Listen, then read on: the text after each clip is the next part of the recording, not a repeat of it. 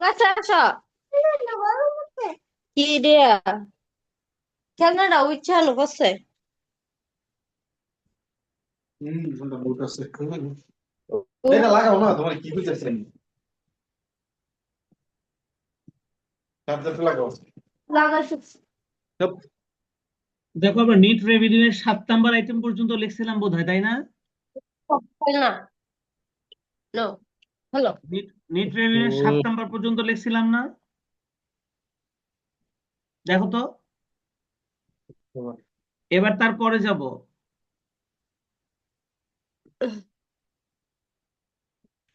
8 নাম্বারটা transfer to general reserve. এই আমরা জেনারেল ধরো রিজার্ভে টাকা ট্রান্সফার করলে আমরা কিন্তু ইলেকট্রিক কোম্পানির ক্ষেত্রেও এখানে লিখছিলাম। শুধু জেনারেল রিজার্ভ না, যে কোনো ফান্ডে টাকা ইস ট্রান্সফার করলে আমরা সেটা নিট রেভিনিউ এর ডেবিটে লিখি।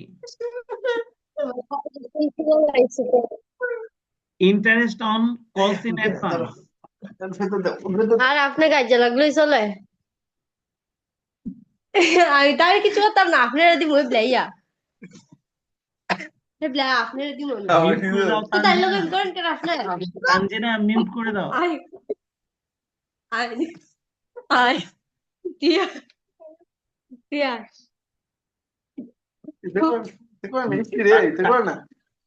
তানজিনা মিউট করে দাও।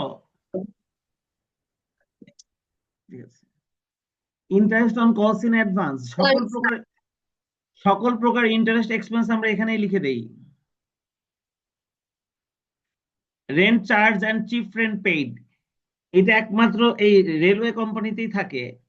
Rent charge and chief rent paid, এটা হচ্ছে যে আমরা যদি রেল লাইনটা কাউকে ভাড়া দেই,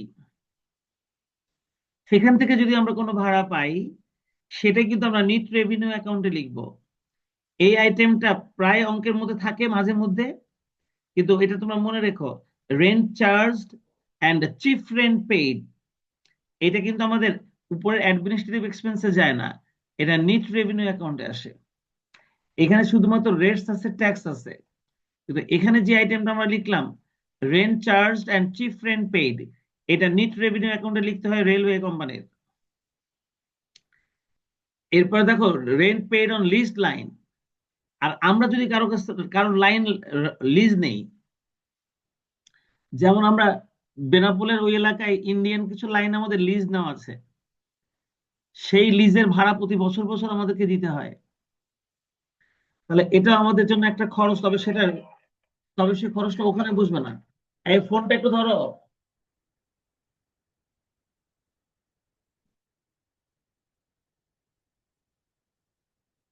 তো এই লিজ করা লাইন বা ইজারা নেওয়া লাইন যদি আমাদের ভাড়া দিতে হয়, তাহলে সেই ভাড়াটাও আমাদের নিট রেভিনিউ অ্যাকাউন্টে লিখতে হবে। 12 নম্বরে ইন্টারেস্ট অন ডিবেঞ্চার স্টক, সকল প্রকার ইন্টারেস্ট খরচ এখানে লিখতে হয়। তোমরা খেয়াল করে দেখো, আমাদের ইলেকট্রিক কোম্পানির নিট রেভিনিউ অ্যাকাউন্টের তুলনায় রেলওয়ে কোম্পানির নিট রেভিনিউর আইটেম কিন্তু অনেক বেশি। দেখো 12টা আইটেম আমরা অলরেডি লিখে ফেলছি। তাই রেভিনিউ অ্যাকাউন্টের, সরি, ইলেকট্রিক রেলওয়ে কোম্পানির রেভিনিউ অ্যাকাউন্ট থেকেও নিট রেভিনিউ অ্যাকাউন্টটা বড় হয়ে যায়। Rent charge stock guarantee dividend, stock guarantee ডিভিডেন্ডের উপর যদি রেন্ট চার্জ করা হয়, সেটাও এখানে বসবে। এই আইটেমগুলো তোমাদেরকে একটু খেয়াল রাখতে হবে।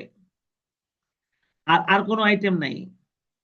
তাহলে এই 13টা আইটেম যে আমরা লিখলাম, এই 13টা আইটেম যদি রেওয়া মিলের মধ্যে এই 13টা আইটেমের যদি দুই একটা থাকে, তুমি যদি চিনতে না পারো, তাহলে ওই এক দুইটা আইটেমের জন্য তোমার অঙ্ক করাটা কঠিন হয়ে যাবে।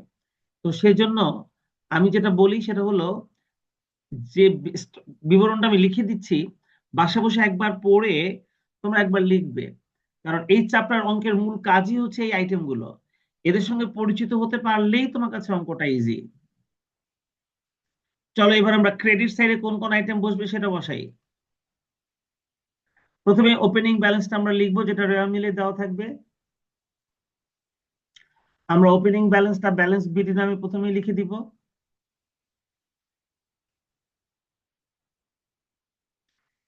এবার রেভিনিউ অ্যাকাউন্ট থেকে যে ব্যালেন্সটা আমাদের বের হবে, সেটাকে আমরা ট্রান্সফার করে দিব এখানে। Balance transfer from revenue account, অর্থাৎ রেভিনিউ অ্যাকাউন্ট থেকে যে ব্যালেন্সটা আমরা বের করব ইনকাম থেকে এক্সপেন্স বাদ দিয়ে, সেই ব্যালেন্সটা আমরা এখানে অ্যাড করব।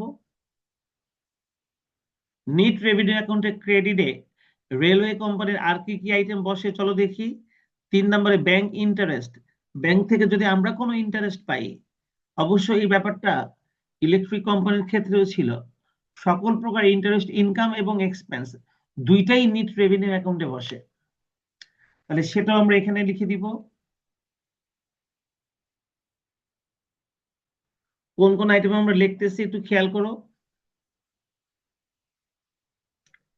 ইন্টারেস্ট অন কলস ইন এরিয়ার, যাদের কাছে আমরা শেয়ার বিক্রি করেছি তারা যদি আমাদের টাকা দিতে দেরি করে, পাওনা টাকা যদি দিতে তারা দেরি করে শেয়ারের মূল্য বাবদ, তাহলে সেই টাকার উপরে আমরা সুদ নেই, সেই সুদটাও আমাদের জন্য একটা ইনকাম হিসেবে বিবেচিত হবে, সেটাও আমরা লিখে দিব ক্রেডিট সাইডে। ব্যাস, আর কোনো আইটেম নাই। এবার আমরা ক্রেডিট সাইডের যোগফলটা করে ওটা আমরা বাঁদিকে লিখবো, এবং এখান থেকে আইটেমগুলো বিয়োগ করলে আমরা পেয়ে যাবো balance transfer to general balance sheet. Format কিন্তু পুরো ওই ইলেকট্রিক কোম্পানির মতোই, কিন্তু ট্রানজেকশন গুলো ওইটার মতো নয়, কিছু ট্রানজেকশন আলাদা। সেই জন্য তোমাদেরকে কি করতে হবে, তোমাদেরকে এই বিবরণীগুলো আমি যেমন লেখাচ্ছি এখন তোমরা নিজেরা একবার পড়বে, পড়ার পর এবার নিজে নিজে না দেখে দেখে একবার লেখার চেষ্টা করবে, কারণ পুরো ফরম্যাটটা মনে রাখতে পারলে কিন্তু অঙ্কটা পারা যায়। আমরা যখন অনার্স কমপ্লিট করেছি তখন আমাদের পরীক্ষার সময় একটা মজার জিনিস আসছিল। মজার জিনিসটা কি জানো? মজার জিনিসটা হচ্ছে আমাদেরকে ওনারা প্রশ্ন করেছিল, 20 মার্কের অঙ্ক আসছিল আমাদের একটা ডাবল অ্যাকাউন্ট থেকে। সেটা হচ্ছে রেলওয়ে কোম্পানি অথবা ইলেকট্রিক কোম্পানি, যে কোনো একটা কোম্পানির এই 4টা অঙ্কের খালি ফরম্যাটটা লিখতে বলছিল ওনারা। প্রশ্ন করেছে যে revenue account, net revenue account, capital account এবং জেনারেল ব্যালেন্স শিটের ফরম্যাটটা লেখো, আর কিছু না। এটাই ওনারা লিখতে বলছিল আমাদের পরীক্ষার সময়। তো তার মানে এই আইটেম গুলোকে শুধু উপস্থাপন করে একটা ফরম্যাট তৈরি করে দিলেই ওনারা 20 মার্কসের অঙ্ক। তারপরে কোনো অঙ্ক দেয়নি করতে, খালি বলছে ফরম্যাটটা লেখো। তাহলে এই প্রশ্নটা কিন্তু আমাদের পরীক্ষার সময় এসেছিল। তাহলে আমরা বুঝতে পারছি যে আসলে যেহেতু এটা গভর্নমেন্টের প্রতিষ্ঠান, তাই এর কোন কোন আইটেম গুলো বিভিন্ন হিসাবের মধ্যে লিখতে হয় এটা জানা এবং এটা শেখাটা হলো একটা গুরুত্বপূর্ণ বিষয়। তো এই জন্য আমিও সেই একই কথা বলছি, যেহেতু এখন তোমাদের 20 মার্কের অঙ্ক আসে না, এর কিরকম অঙ্ক আসে তোমরা দেখো, তাই সবগুলো আইটেম দিয়ে ওনাদের কোনো অঙ্ক তৈরি করা কখনোই হয় না। কিন্তু একটা দুটো আইটেম অপরিচিত যদি ওনারা দিয়ে দেয় তাহলে ওইটার জন্য তোমরা অঙ্ক করতে পারবে না। তো আমি তোমাদেরকে আজকে আর এই অ্যাডভান্স অ্যাকাউন্টিং নিয়ে লাফালাফি করবো না। আমি তোমাদের দুটো অ্যাকাউন্ট লিখে দিলাম, একটা রেভিনিউ অ্যাকাউন্ট রেলওয়ে কোম্পানির, আর একটা হচ্ছে নিট রেভিনিউ অ্যাকাউন্ট। তোমরা এই দুটো অ্যাকাউন্টের ফরম্যাটটা মুখস্থ করে নিজেরা নিজেরা একবার লিখবে। আমি পরের ক্লাসে জেনারেল ব্যালেন্স শিট আর ক্যাপিটাল অ্যাকাউন্ট করবো। দেখো, রেলওয়ে কোম্পানির কিন্তু জেনারেল ব্যালেন্স শিট এবং ক্যাপিটালটা অনেক বড়, কারণ এই রেলওয়ে কোম্পানির আইটেম বা ট্রানজেকশন সবচেয়ে বেশি ইলেকট্রিকের তুলনায়।